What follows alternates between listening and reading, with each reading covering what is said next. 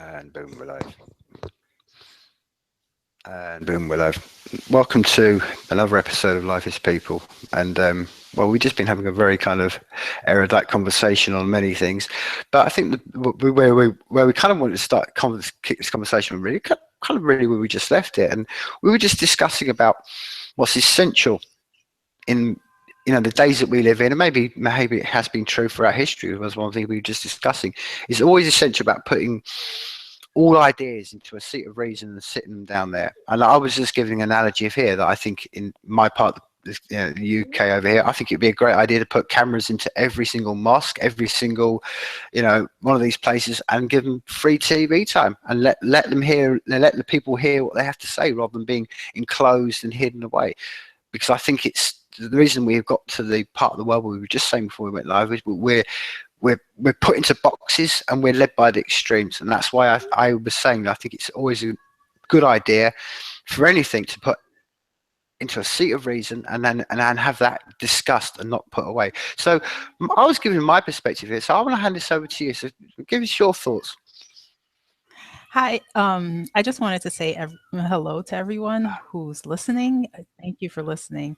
And I'm excited. This is my first interview. But I think Tim has the right idea, giving everybody a voice, regular people like me, who can have a platform like his to speak our minds. And I think that's just key. Like, I don't have a public profile.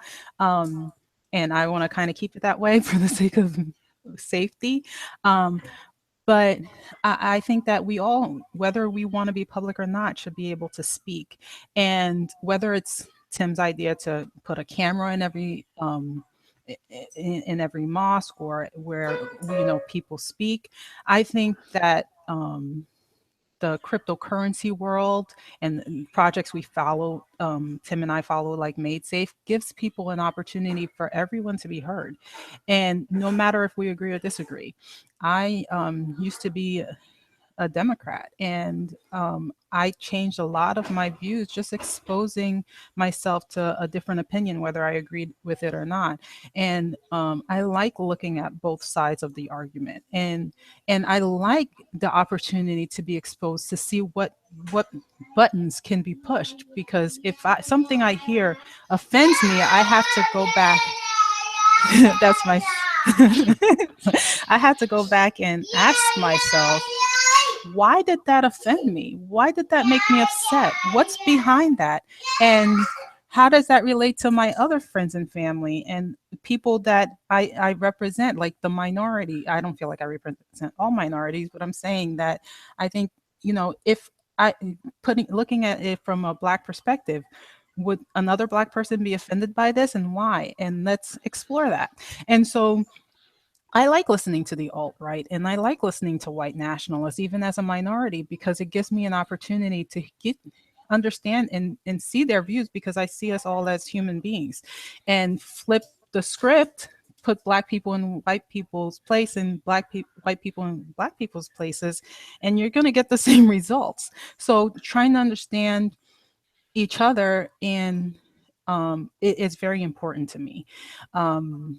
I agree with you, Tim. I think that open dialogue, is very important. And with all of the censorship that's been happening, I'm so grateful for technology and the tech community really spearheading programs that'll allow conversations to continue.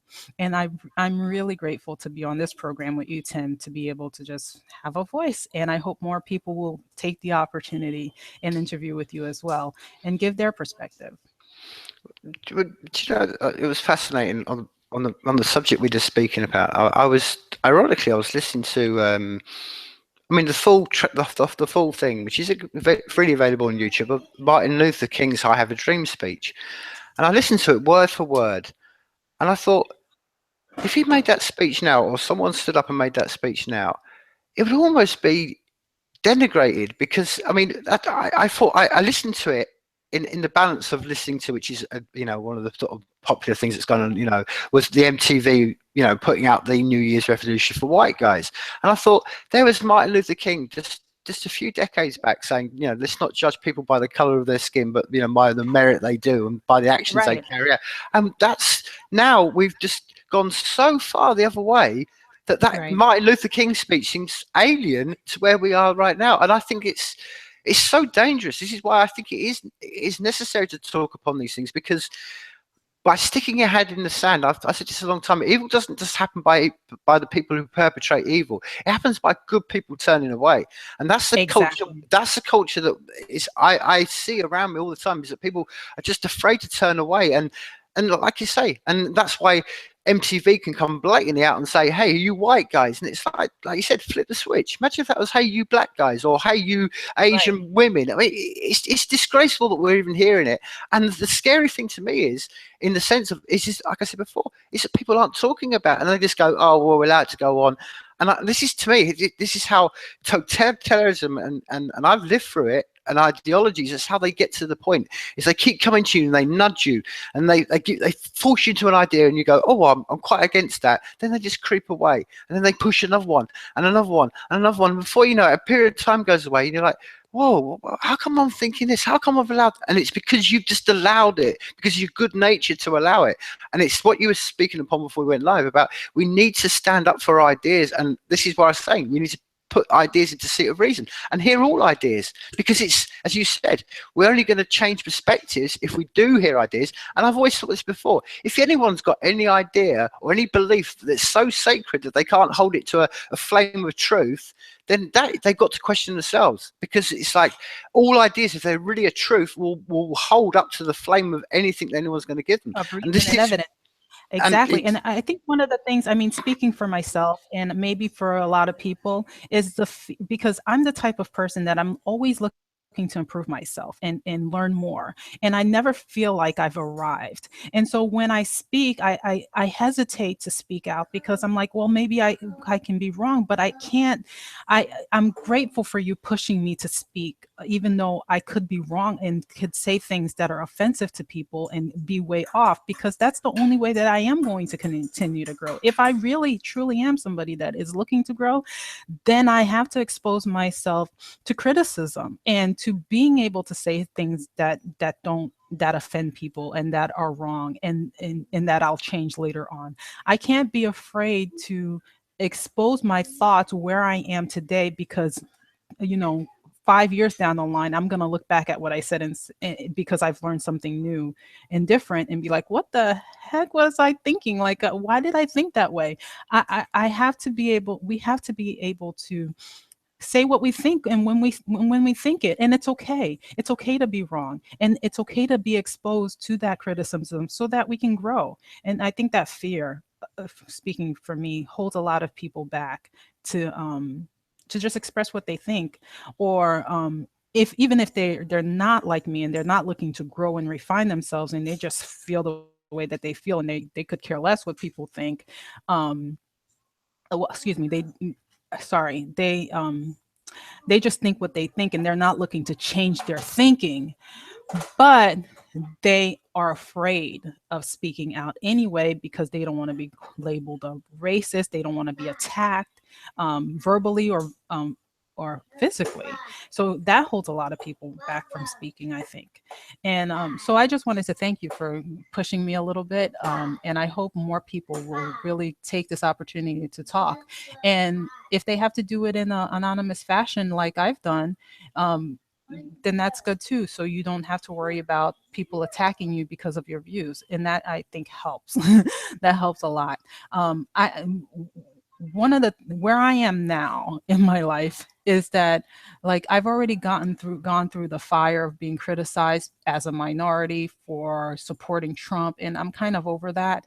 And I'm so glad that most of the people who were labeled racist are over that, and we're just pushing forward. But where I feel like God is leading me, lately, more and more and more, is to push even further. In not Because, like I was saying before, I think that white nationalists and all the alt right need to be heard and supported by Black people, just like Trump was. I mean, he only got 8% of the Black population. I'm a Black vote, and I'm hoping to. I know and I believe him when he says that he's going to win over the black vote his second term. I really believe he is. He's putting policies in place that are in our best interest, quite frankly. So I really believe he's going to win over the black vote. But I think that we need to move even further, because you have a lot of white nationalists who are angry and um, saying things like, well, we don't need black people, they need us. But I don't see it that way. I feel like, we need each other. We're all human, and we have to work as a team.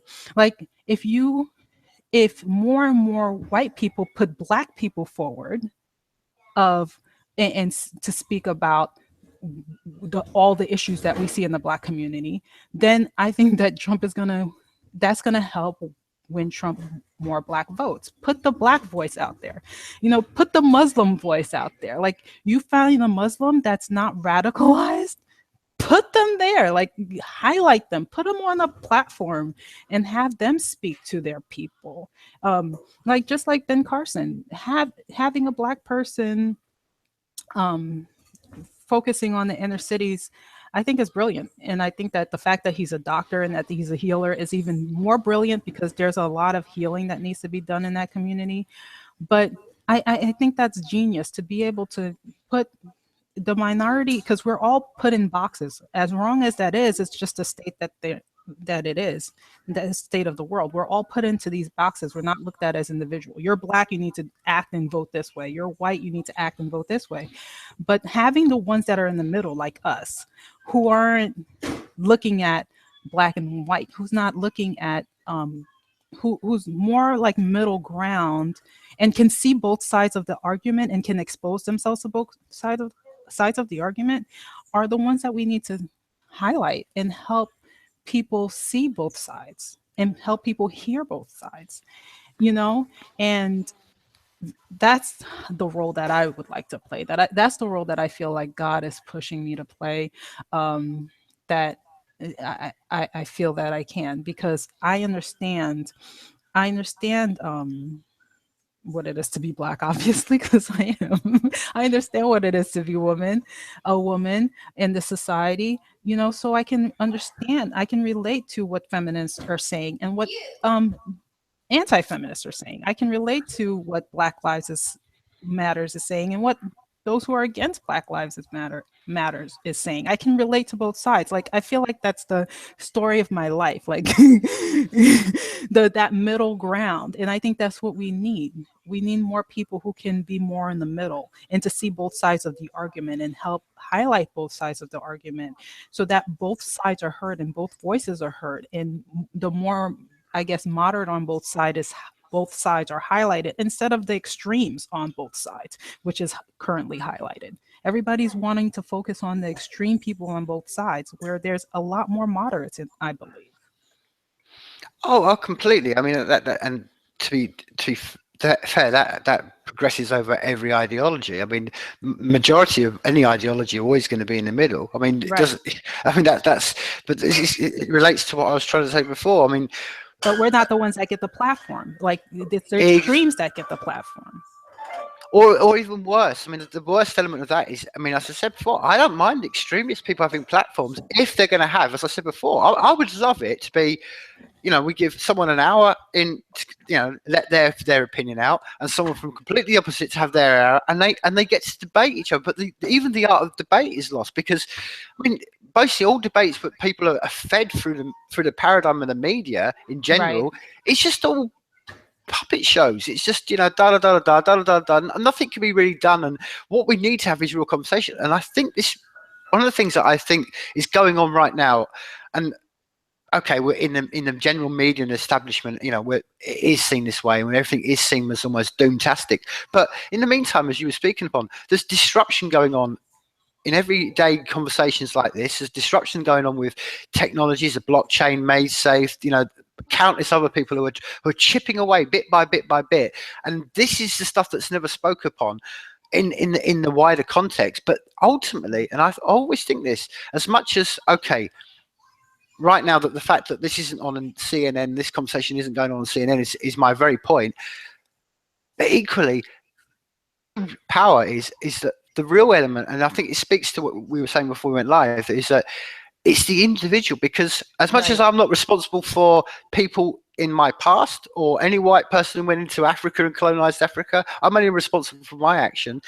This is a really powerful element, and this is why the power of conversation, having these conversations goes on. And I don't think sometimes it's necessary to have these big conversations in big public squares, but a lot of it goes on person to person to person to person, Exactly. and that's where the difference is. I mean, yes, I mean it's one thing to get into a, like you say now, on the record public conversation, but equally, it's, as I said to you before when we went live, what frustrates me is when people self-synthesize themselves and they won't talk about it with their friends because they're afraid of what their friends or what people around them think about. And that's Right. how, as I said, that's how we slip into a totalitarianism, authoritarian state, is when people are afraid in their own lives, in their own public conversations, to speak up.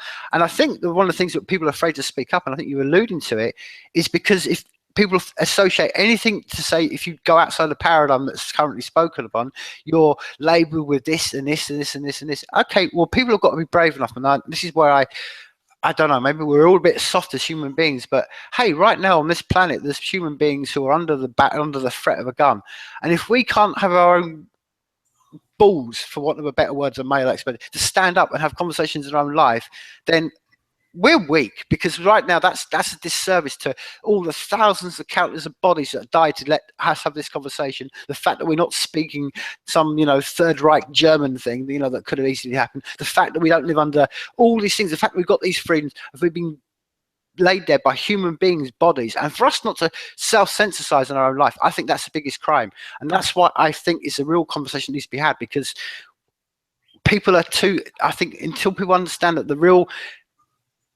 danger of where we can go as a culture is when people don't have that, they have that, always self-censorship. It's what George Orwell talked about. It's the idea that, we double think everything, and we're not allowed to express any thoughts, and eventually the end of that line is we're basically separated from each other as human beings, because they separate love. And if we break love in this planet, then that's where Chairman Mao gets to kill 1 million people. That's where Stalin goes out to do his brutality, because we lose the element of love. And this is what happens, as you're saying. And that's why I think it's important. Yeah, as much as it is, as you said before. And I think, well, we, in the disruptive technologies, we can help highlight the person in Iran who's standing up and saying, "Hey, I think all people should be, have the right opinion." And I don't, not all people in Iran are wanting to go to mosques and hang gang people. We need to highlight those people, and it's us in the disruptive technologies that are doing that. But equally, for this to really happen, we need it to have an everyday conversation Right. amongst people, because as much as we need, the people on the media to be doing it, we need people in everyday conversations. And again, this is why I go back to, because if we were allowed, that's why where I started the conversation, put the camera in them, and put it on BBC, the CNN, whatever you want to call it, and put them an hour of some guy up on a stage ranting his thing onto a pulpit of, I want to hang gay people, I want to do this, great, let that stuff come out into the open, because that's the Right. danger we have in our cultures. We let things fester, and because and as you said before, we're not allowed to go anywhere near those boxes, because of me, for a white person to go and talk about that, I'm either Islamist, I'm racist, I'm this, I'm that. I'm like, well, wait a minute, I'm just talking about an ideology, and that's where Right. we need to get back to. We need to get back to Exactly. ideas and separating race and everything from ideas, because basically you're a human being, I'm a human being. You're not responsible for Black Lives Matters, I'm not responsible for the German National Party, National Socialist Party.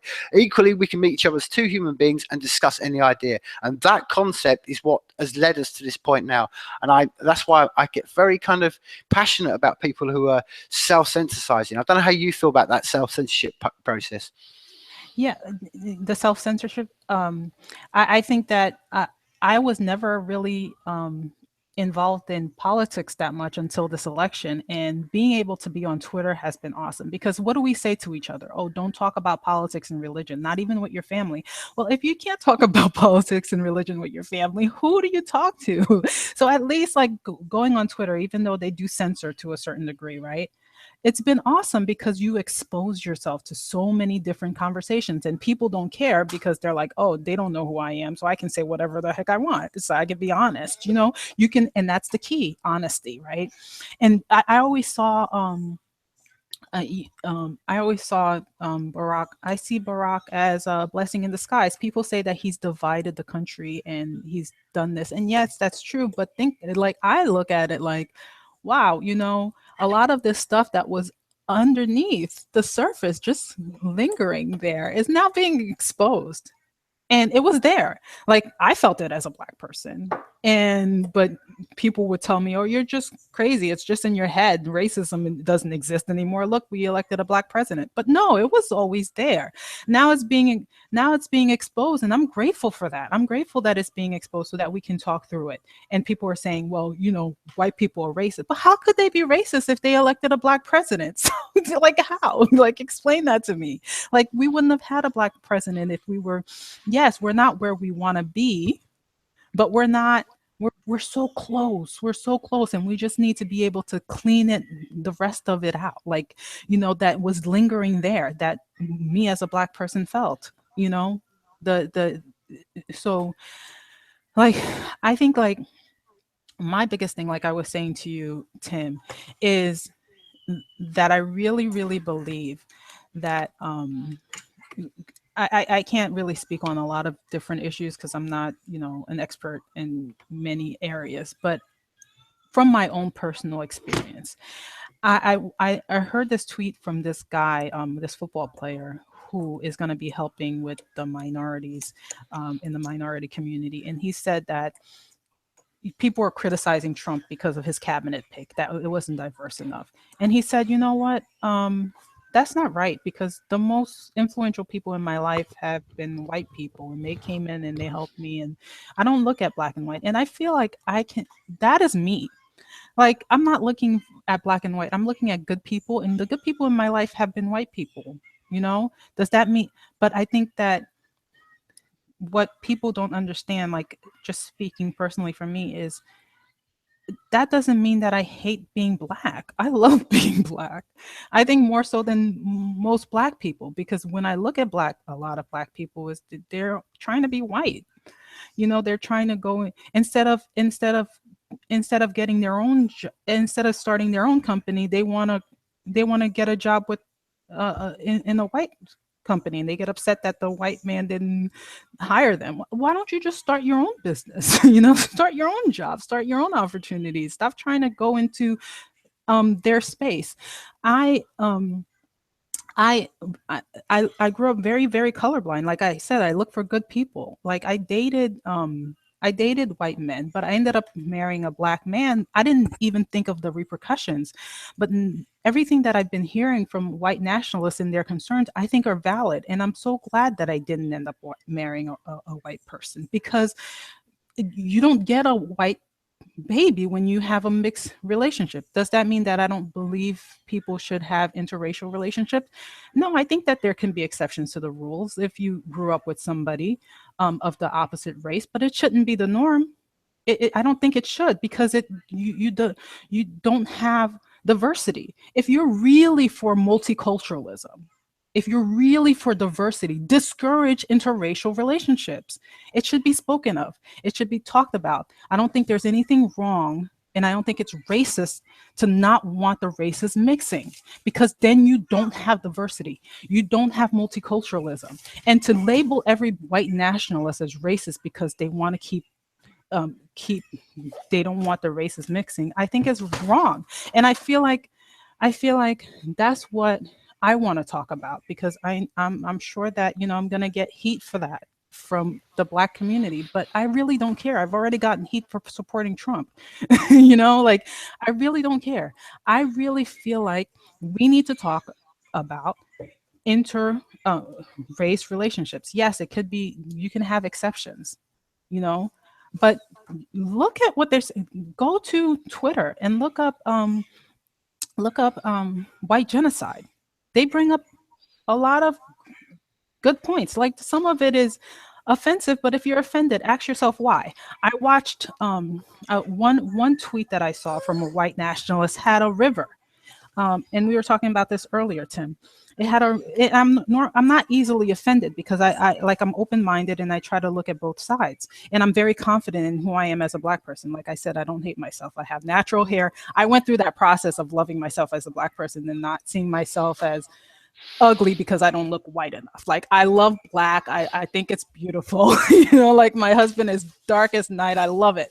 But um, I, I was looking at this picture image, and it was a picture of two rivers joining together.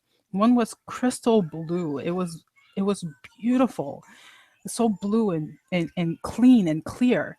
And then there was a muddy, nasty, muddy brown river on the other side of that image, and the two of them were merging together. And that bothered me because it's like, whoa, okay, obviously I represent the brown river and we're dirty and we're nasty and we're supposed to be, and that was very offensive. But then I'm like, why am I offended by this? um, because I want to see a crystal clear blue river. Like that's beautiful to me. That's what I want. And so it I don't want the muddy brown river, but then that caused a conflict in me because I'm like, well, they're saying that that's what I represent, the muddy brown river, that nasty, dirty, blood muddy brown river. So that's hurtful. But when I thought about it and then I stepped back away from it, because it hurt me, when I stepped away from it, like whenever you hear the truth, like whenever something hurts you, that means it hit some kind of nerve, some kind of truth in you. So when I stepped back away from it, and I thought about it, and I realized that, it's true. It's true. I want to see the blue crystal water. I don't want to see the muddy water. So how do I resolve this in my consciousness? Well, the mud is not supposed to be in the water. It's supposed to be on the ground in the dirt, growing flowers. It's not supposed to be in the muddle, in the water. So I think that's the problem that I see the most in the Black community is, you know, not enjoying the crystal blue river. Like I love looking at white people. There's nothing wrong with saying that they're beautiful, that they're gorgeous. We're beautiful too in a different way. It's like the difference between looking at a flower and looking at a majestic mountain. Like there's beauty in both. Like there's beauty in the night. There's beauty in the day. Like instead of the night trying to be day, and like just admire the light, admire the stars. I mean, I love, like, I look at white people in my mind like a delicate flower. They're beautiful, delicate. Black people, we're strong, we're mighty, we're like, you know like like a Black woman. Look at Serena. Like, does that make her a man because she's muscular like that? No. Like, something that like Michelle Obama, for example, they're saying she's a man. And one of the evidence that they give is her hands, the way that the length of her fingers. Well, I have the same thing. I know I'm not a man. My sisters have the same thing. Like when I start working out, I bulk up very easily, very easily. So like Black women, we have to stop thinking because we're more muscular, like Black people, because we're more muscular, because we have um um our hair is more coarse and it's not fine, that there's something wrong with that. Like it's a different kind of beauty. We can still admire the white beauty and help preserve it, because it's like like I, get out of the water. Like, let the water be pure and blue. Be in the dirt. Help grow these beautiful flowers. Help them flourish. And they, on the other hand, I feel like need to take care of the earth. Like, I'm a gardener. You have to take care of the earth. You can't pollute it. And I think the Black community is very polluted. Like, there's been a lot of things that happen in the Black community that's polluted the Black community. The welfare state being one of them. The drug wars. All of these democratic policies that have been implemented that have polluted the Black community. Give me 1 second, honey. And that needs to be cleaned out. And so that we can be the what is dirt made out of? Crystals, like all kinds of minerals. Like there's so many resources there. Like there's untapped such, what a waste of such resources in the Black community, just wasting away in these inner cities, like that we can tap into. Like we can work together so that we can have like a beautiful garden filled with flowers, and accepting and loving and enjoying who we each are individually. Like that's how I see it. Like, and I know that, if you were to just take snippets of what I said, which is how we operate, we look at sound bites of what people say instead of the whole thing. Like, go listen to the white nationalists, listen to their speeches, listen to the whole thing. Read the Breitbart and the whole article, not just sound bites. And give me 1 second, Tim. No, no worries. No, I mean, just to sort of like to concur with there, Patricia. I mean, I think that's essential. I mean, I go back to what I was saying before. I mean, just listen to the Martin Luther King speech. We've got to go back to treating each other as individuals, and I think what's relevant in what you just said there, Patricia, is what people say in the world out there and everything out there is the very fact of, like, swap it around, swap the argument around, and as I said before, I've lived in parts of the world and stuff like this, and I wouldn't want to go in there as a white culture and dilute. I mean, this is one of the things that I don't want to get into the whole, what's going on in our world right now, because I think this is one of the distractions that we're all fed into. We all get more into that muddy water talking about this, and we just separate each other across. But one of the things is perfectly example. I say to people, what's going on right now? Well, would anybody stand idly by right now? And if it was this, if it was, say, Chad or Somalia, and it was just loads of white people all just invading and going in and taking over their country and changing the culture of Somalia, would the world stand by? Of course they wouldn't. And this is what I'm trying to say. People are people, and this is one of the things that very difficult to. It's a very difficult conversation. Very difficult conversation because I may intrinsically say this, we're all individualistic and we all have these, that is the ultimate thing, but we've grown up in a world, and I might agree with it, you look on the planet and say there are no lines, but people do have tribes, and this is the truth, and this is a very difficult thing to wrestle with, because I've gone across the world and I've been fortunate enough to live in parts of the world, and it's true. I mean, I've lived in the Amazon, and those guys, they were very much, and I would never want at all. I want that culture. I want those little tribes that I used to live with in the Amazon to go on for thousands of years, because they've been here for thousands of years, and I don't want that diluted. Now but equally, I don't think that no human being should have not the communication with anyone else. And it's very difficult, because I feel this with everything. It's like, should we have parts of the world that should be left alone completely? I think, this opens up so much, because I want more and more people to become more and more, free, and more resourceful, and have more and more of their freedom. But what happens if that leads to basically loads of people just emigrating and going to live in the Amazon and destroying all the cultures? I don't want that. And these are very difficult questions.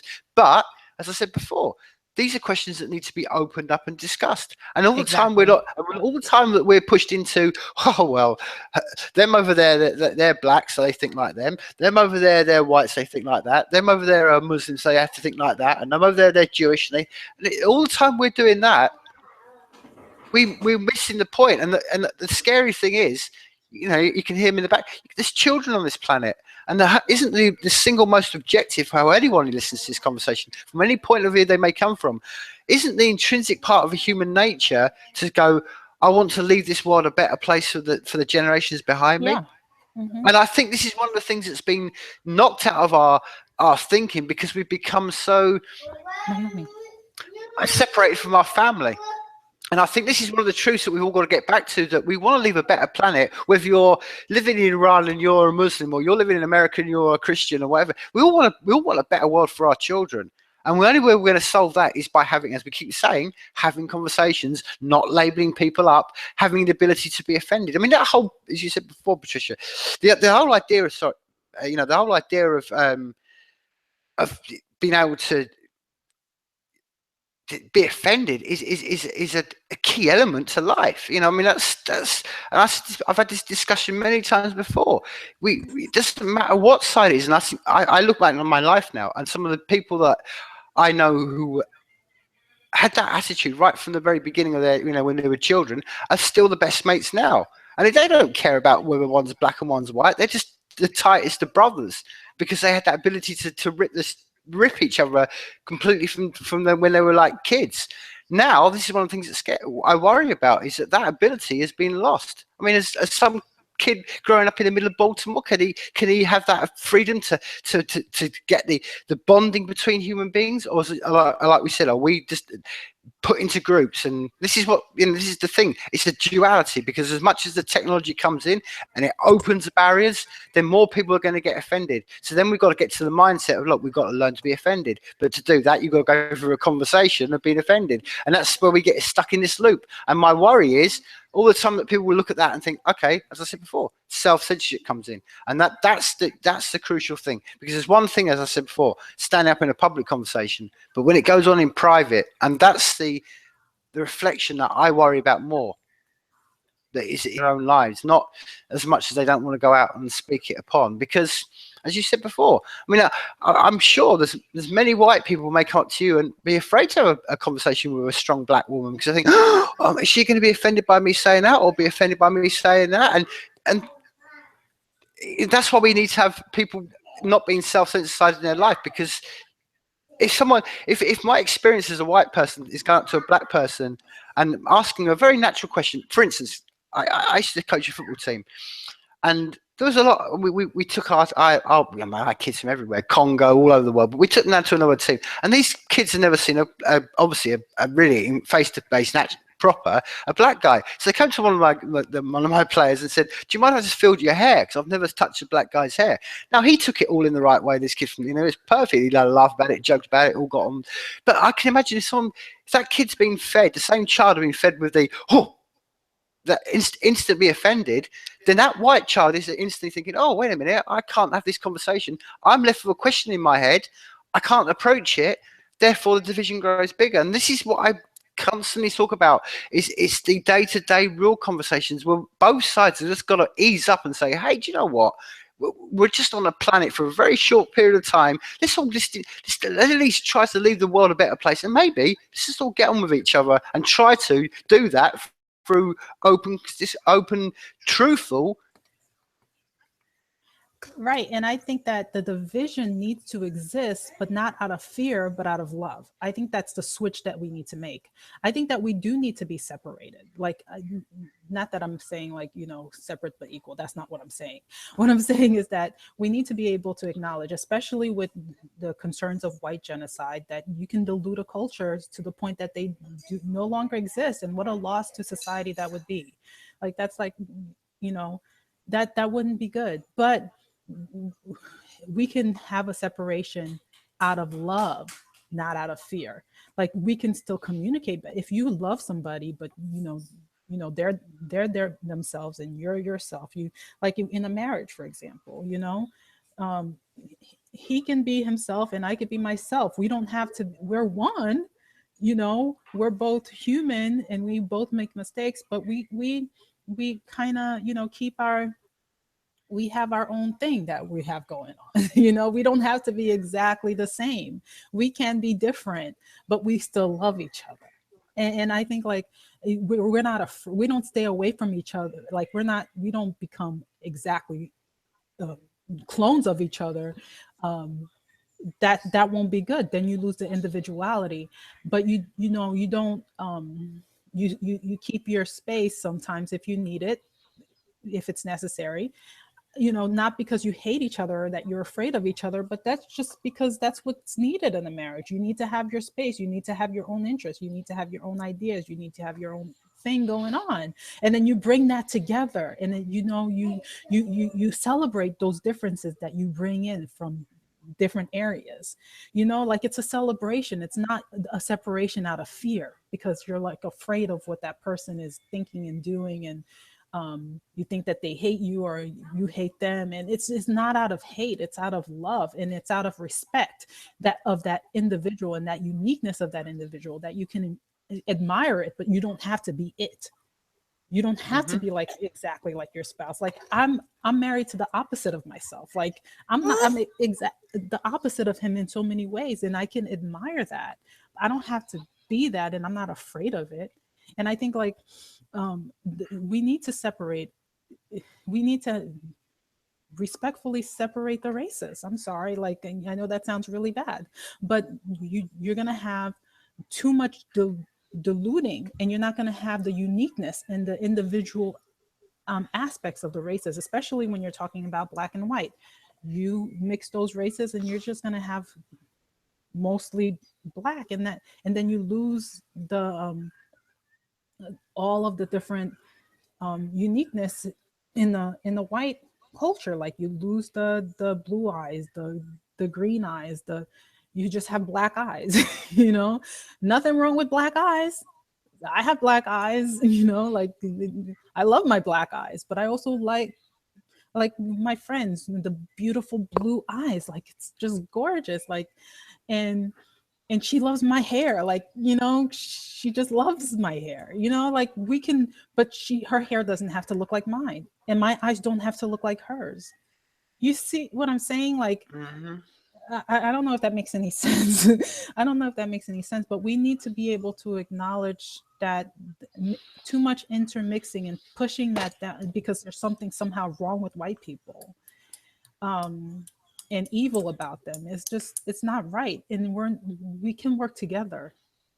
We really can, to have a beautiful world that keeps separate out of love and not out of fear.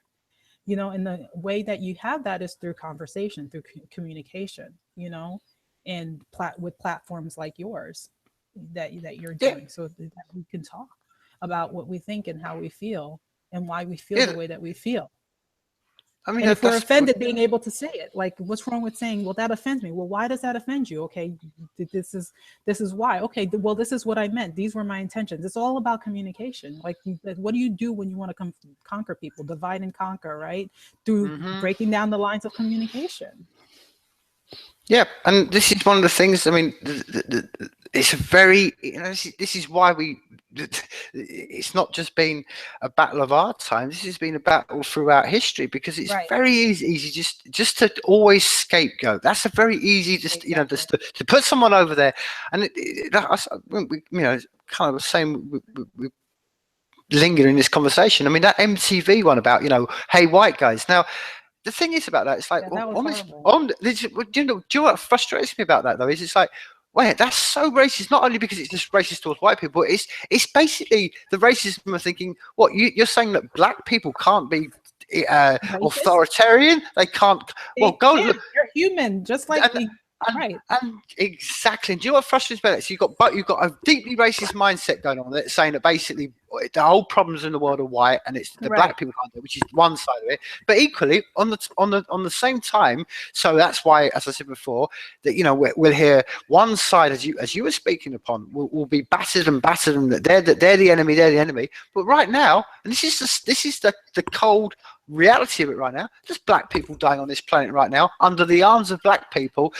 Look at Venezuela. I Exactly. lived I lived in Venezuela, but when was the last time you switched on your news and heard anything about, you know, what people were going through in Venezuela? Oh, because it's just, and that's the point. To me, as a white guy, I thought it's deeply racist. Like, why do those black people over there not matter? Why do we not talk about the poor people in Africa who are getting brutalized and raped and stuff? Why are we not talking about that stuff? Why are we not talking about the kids in Congo who are ripping, you know, bricks out of the ground for you know, not being paid anything, so people in white liberal countries can have, you know, a smartphone every 2 weeks?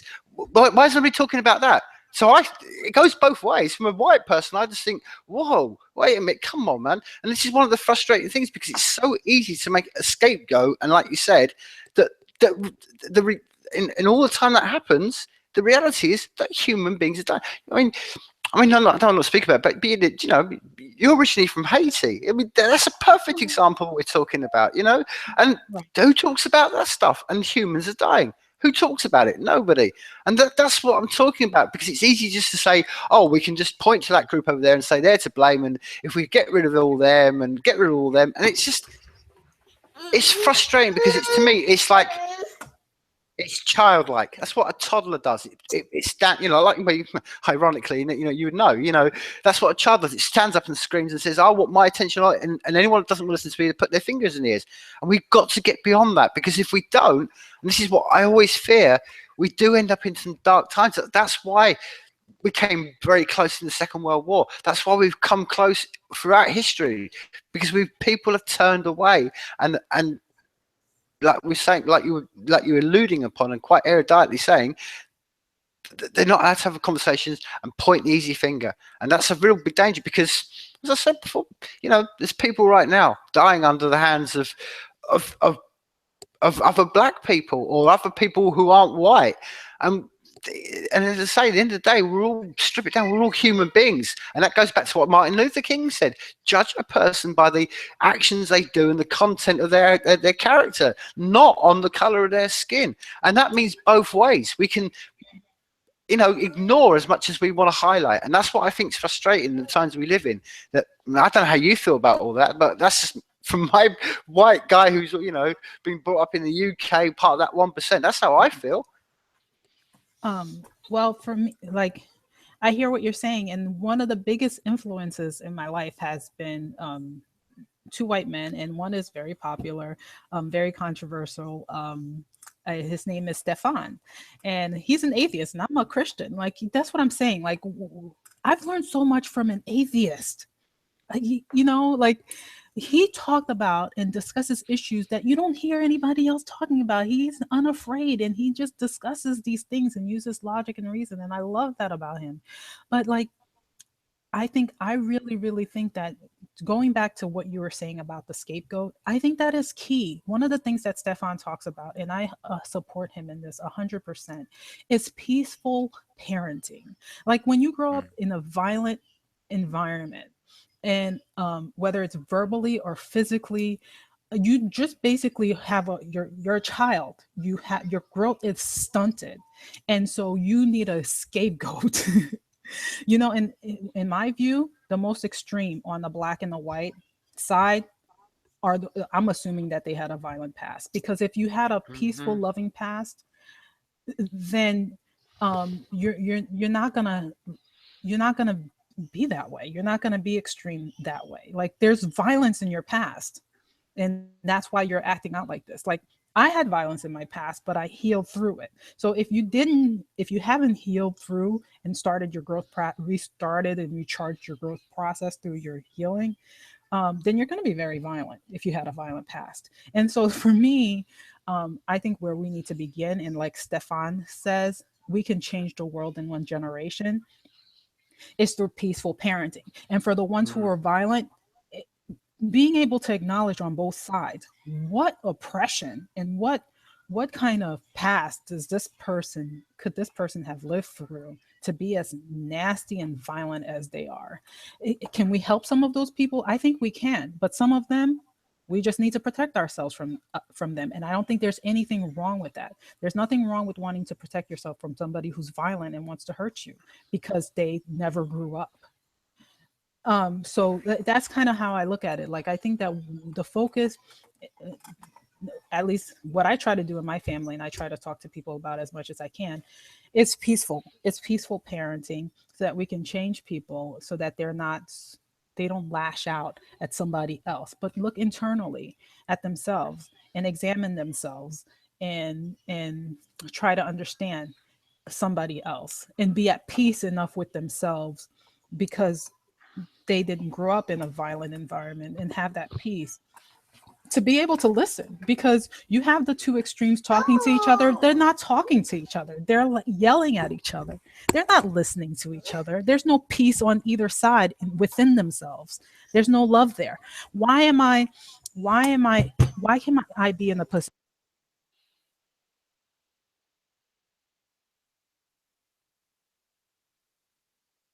Oh, I totally concur. I mean, that is the very element of what the theme of this conversation. Until we do have both sides in a discussion, or people able to feel they can voice their opinion in an open way without being shot down, or then we're never going to regress. That's exactly the where we have got to where we have right now, because we are just being divided in, as you were speaking upon, divided into certain sections, and we can't talk to each other, and we need to put all ideas into a seat of reason, have a discussion, because if not, as we say, it leads to some dark places. And I think this is one of the things that I think is so powerful about the technology and what's going on, as I say, underneath, because as I said before, artificial intelligence doesn't have, I don't even like using that word, but that intelligence doesn't have a division. It doesn't, it's going to be a neutral, and it's going to be how people shape it. And I like the idea that these conversations can flourish because of it, that the ideas can and come out, and if nothing else, that people can have conversations. And it's, and I think all the time that people are talking, then conversations are happening, and once conversations are happening, it means that no violence happens, because violence, as a parent to the child, as used to quite eruditely saying, not only is it a case of bad parenting in the sense of what that human being does to another human being, but that will have consequences, and those consequences go on and on and on. And the concept of what you're saying of peaceful parenting goes back to what we were just saying, because if you're, as I said, whereas you're an adult, you're resorting to violence because you've run out of words, and you should always the violence should be always the end result, the final, the thing you're most resistant towards. And that comes down to listening and stuff like that. And that's the point. It's a cycle. It's always and it breaks down to the universal truth. Nobody would want to be hurt, as an adult to do it. So how can we do it as children? But as you said, again, this is a perfect conversation. I mean, unless you can speak upon that in the culture, then it's never going to happen. But it can be spoke upon, not on maybe like the Oprah Winfrey show, but in conversations one to one to one. I don't know how you feel about that. Right, like and that's why I love that he highlights peaceful parenting so much, especially in the Black community. Like the Black community, the inner cities, they're just very, very, very violent, and there's a lot of spanking that goes on in the Black community. A lot of violence, and so you have stunted growth. You have kids, literally. You don't have a lot of fathers in the Black community, so they don't grow up without a father. When you have a bunch of immature kids, that are walking around with guns, like it's like a child with a gun in their hand. So when I say gun, I don't mean an actual physical gun, but like a violent person. I mean, they could use a gun, but if the white community, the Republican community, was violent like the Black community, we would have a problem, because they're very big into the Second Amendment and they have a lot of guns, right? So if they were as violent, that we would be in big trouble. We would be in big trouble, But like, I think that peaceful parenting, if you can help people grow past a very abusive childhood and bring their fathers back into the community, like change the drug laws. This war on drugs has destroyed the Black community, like Planned Parenthood. I mean, the Democratic policies, I'm so glad. It's like a blessing in disguise that Obama was in office, because he's destroyed the Democratic Party. I don't think they'll ever get reelected again, and I hope not, because they've done so much damage to the Black community and the Black family unit. But if you bring back and start talking about more peaceful parenting, and people can start really listening to each other. And why won't you be offended when somebody says something to you? Because you're secure, right? Where's the offense come from? You lack love. So when you grow up in a violent environment, that's one of the first things that you lose: a self-respect, a self-love. When you start to heal, if you grew up in a violent environment, and you heal from that and you start developing self-love, well, now you can listen to your critics because you're not insecure, right? You can hear what they have to say because it's not going to hurt you. Like, you're a bigger person, you're an adult, right? You can hear criticism. You're not going to be all triggered so easily. And so you can have a more open mind. And so you can also have love, because you can't give love unless you have it yourself within yourself. So once you love yourself, you can love somebody else. Why can I reach out to the white nationalists? Why can I do that? Because I love myself, so I can love them. I can treasure the white community that's trying to prevent themselves from genocide, which is what they're seeing. You know, like just a push for multiculturalism. In my mind, multiculturalism, diversity shouldn't be a dirty word. Like, I want to see diversity, but how do we achieve that? We don't achieve that through globalism. We achieve that through nationalism. We want multiculturalism, but it doesn't get achieved through globalism. You just get like you don't get like a salad of different flavors. You get like a brown soup.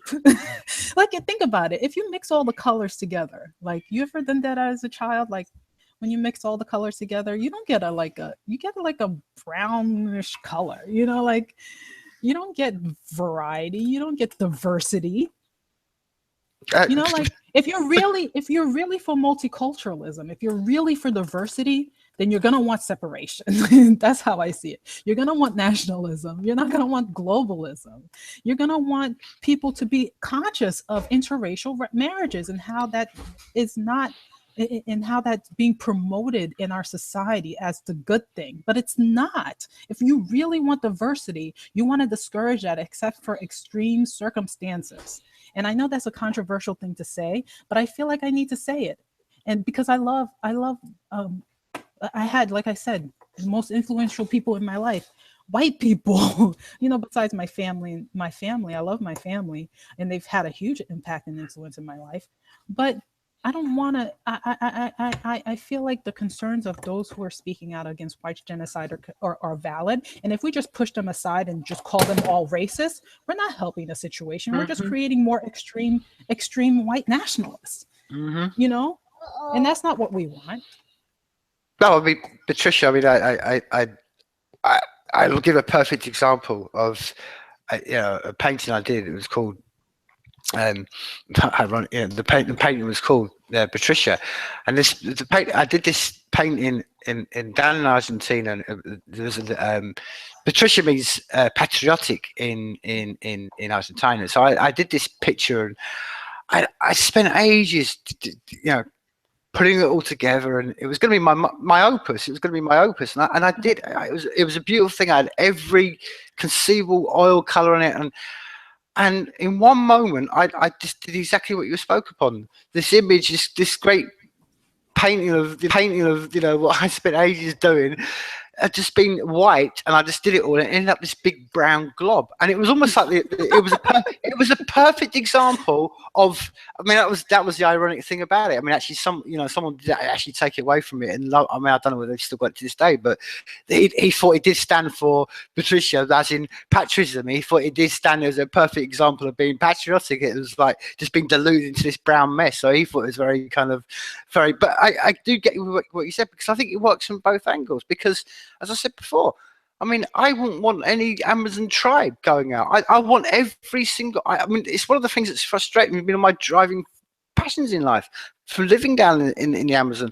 Again, it's one of the things I said before. All the time that people are talking about, Black Lives Matter or what's that the other. Well, the Amazon's being destroyed, and cultures are being wiped out of the Amazon, and nobody's turning away. And these are cultures that are like, I'm saying, these are like delicate flowers. These are cultures, maybe 200 people, and they've been around for 4,000 years, living happily amongst their little tribe, and they're just going to be wiped out so they can, just plow these forests down to feed rich white people and stuff. So it's not a race thing. This is the thing. I want, like you, we all want all human beings. I want individuals. This is why, as you know, my drive behind N99 is drive behind seeds. I think one of the solutions that's going to really pull that the veil, the darkness away, and that we live in, is empowering the individual and saying to anybody, whether you're the most deprived parts of Baltimore, you're in a tribe in the middle of Somalia, and saying to that person, if you've got something that you can contribute to the world, and other people are willing to resource you for what you're putting out, that's how you empower things. That's how you keep these people. I know that I can keep there's more chance of keeping the Yanomami alive with decentralization than there is with with the current path we're going on. I know the only way to keep the people I live with, Africa, and the little tribe I live with there, the only way to keep them going is through decentralization. And that's why I think, because I said before, we all of us want diversity, and true diversity is knowing that everybody exists,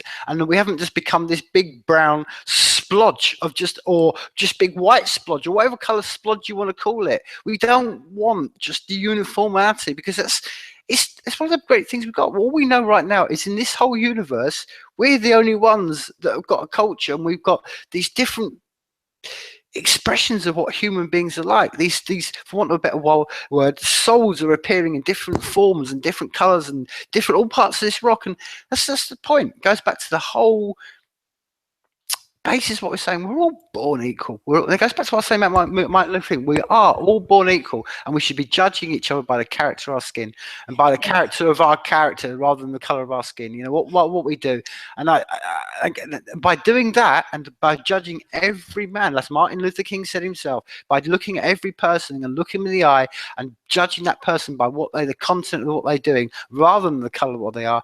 That's exactly what you were speaking on.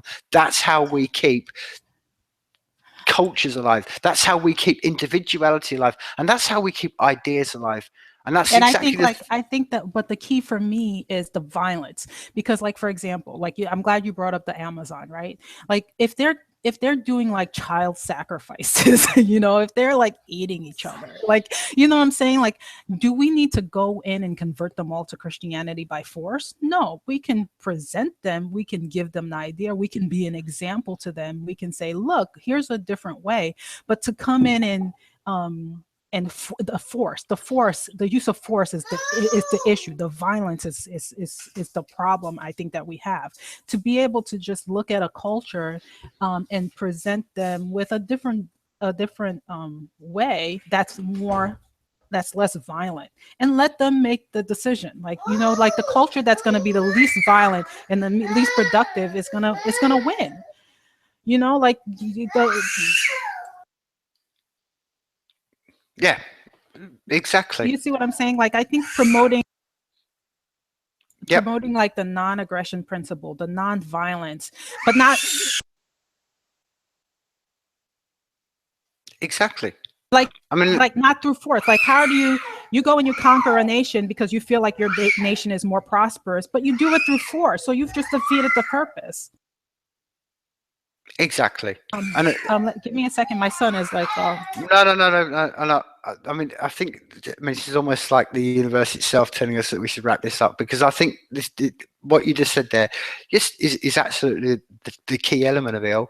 And the key element, as I said before, is that it's your son. It's everybody's child. And this is one of the things that I don't know. I think it's always I think helps me through how I look at life, and I've done it for all my life to do it.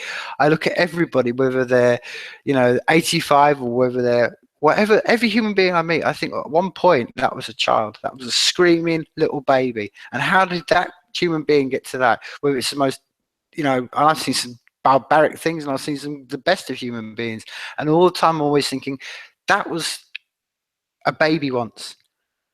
And most people I meet who are the problems in this world are the ones who are literally the most violent, who have been, as we were saying before, have had that not for any fault they were this little mass of flesh and cells, and they were brought into this world kicking and screaming, and they've been had the unfortunate in some ways to have abusive parents, and then they grow up to become abusive.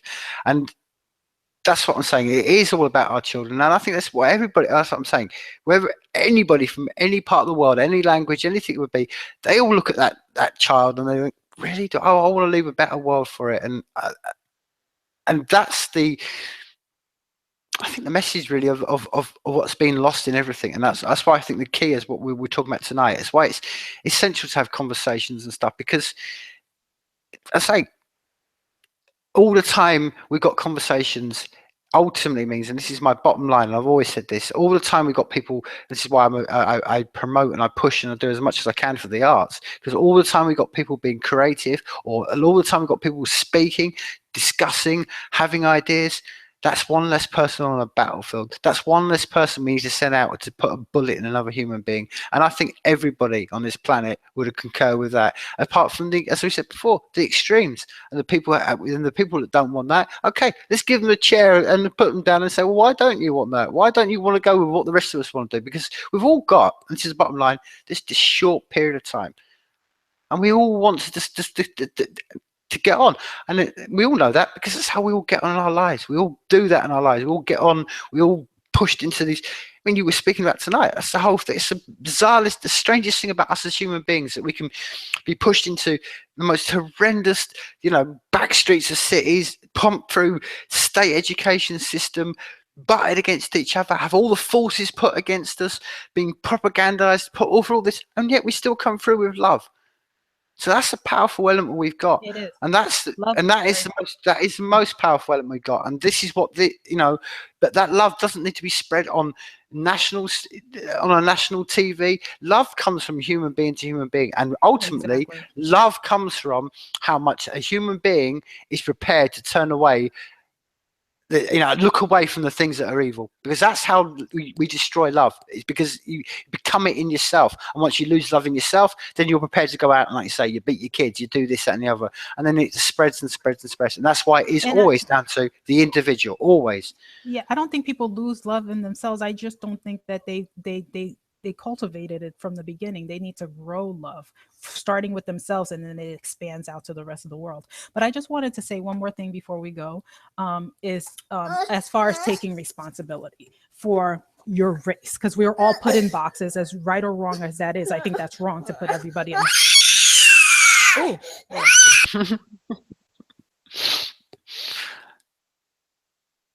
Well, hopefully, I'm going to get you back on Patricia to, because I'm just to hit, to hit fascination what you're going to finish with.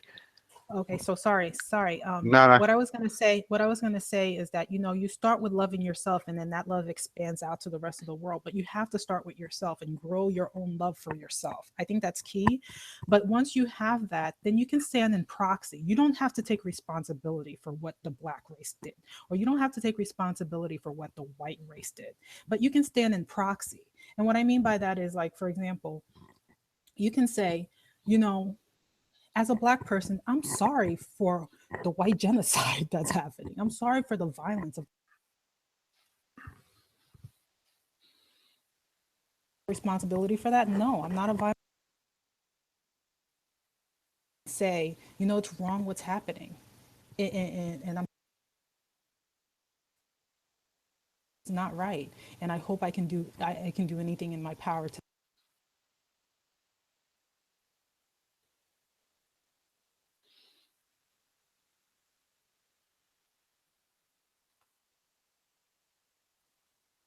Yeah.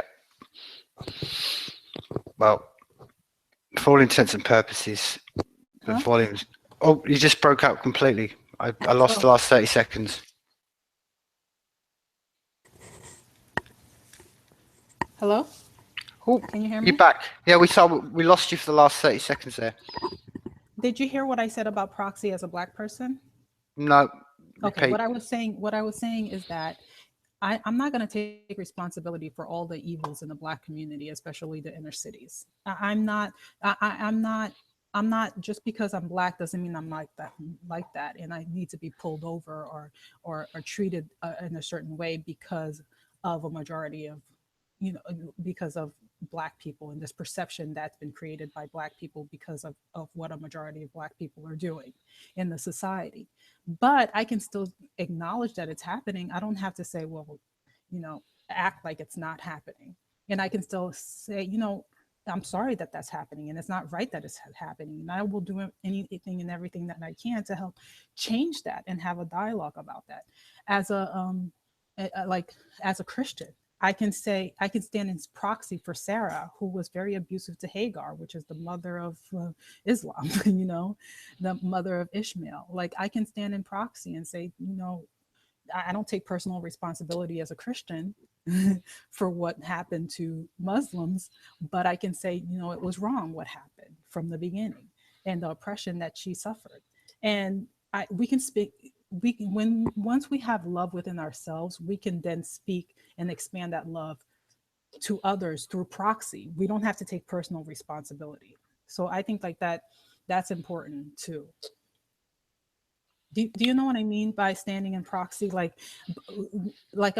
if a white nationalist, for example, says, um, you know, black people have done this, black people are doing this.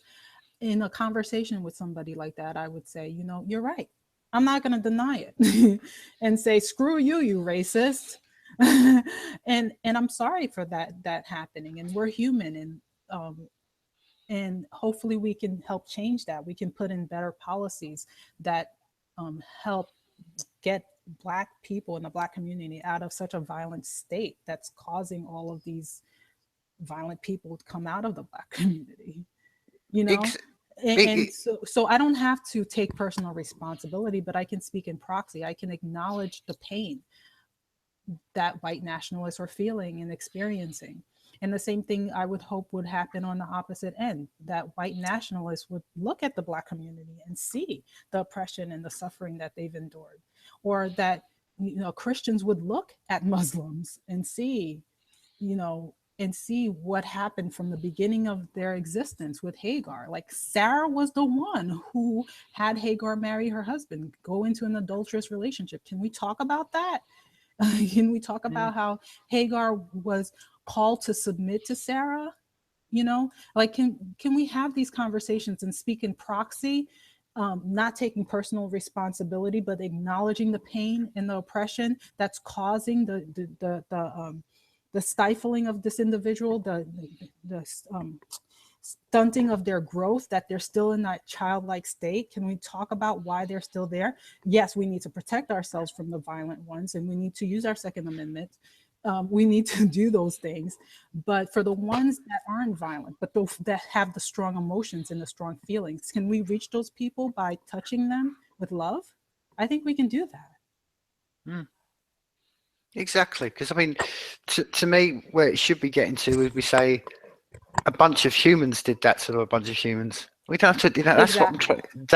trying. That's when we know we're kind of like taking a step forward. Look, I think the universe really is telling us that this is the end of this conversation. I want to thank you for your time, because I know you, obviously we've, as you can hit, people who are listening can hear, there's children involved, and I know you're divided two ways. So it's been absolutely tonight. Before I do this, wrap this up, is there anything particularly, for you, maybe just in one short paragraph, wrap this whole conversation up, really, that you leave listeners as something that they could take away with?